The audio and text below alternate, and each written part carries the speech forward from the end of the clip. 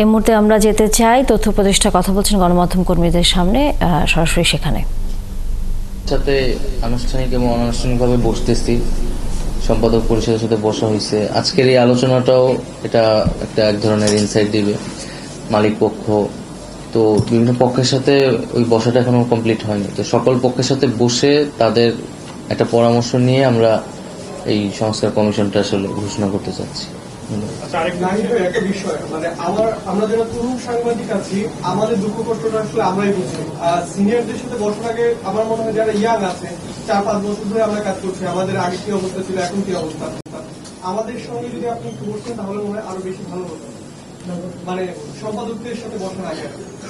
না, অবশ্যই আজকের প্রোগ্রামটা এই উদ্দেশ্যেই আর কি আসা, এবং এই জন্যই ওনাদেরকে ধন্যবাদ জানাচ্ছি। তো সেইটা হচ্ছে আমি বসতে চাই আপনাদের কাছ থেকে, সরাসরি আপনাদের কথা শুনতে চাই, এটা অবশ্যই আপনাদের সাথে আমি বলবো। ডিএফপির যে তালিকা দেওয়া হয় মানে সংখ্যার দিক থেকে, প্রচারের দিক থেকে, এই তালিকায় যে পত্রিকার নামগুলো থাকে শীর্ষের দিকে, ওই পত্রিকা আমরা কোনোদিন পড়িও নাই, পত্রিকা আমরা দেখিও নাই। এই পত্রিকা কিভাবে 1 নম্বর 2 নম্বর, এমনকি ইংরেজি পত্রিকার মধ্যে 1 নম্বর 2 নম্বরে থাকে, মানে এটা বলা হয় যে না, এটা আমরা সংস্কারের কথা অবশ্যই সংস্কার করব, এবং কিভাবে একটা স্বচ্ছতা, একটা ট্রান্সপারেন্সি আমার আসলে নিশ্চিত করা লাগবে, যে আসলে কোন মানদণ্ডে আমরা এটা নির্ধারণ করছি, আমরা অবশ্যই সেই জিনিসটা নিশ্চিত করব। সবাইকে ধন্যবাদ।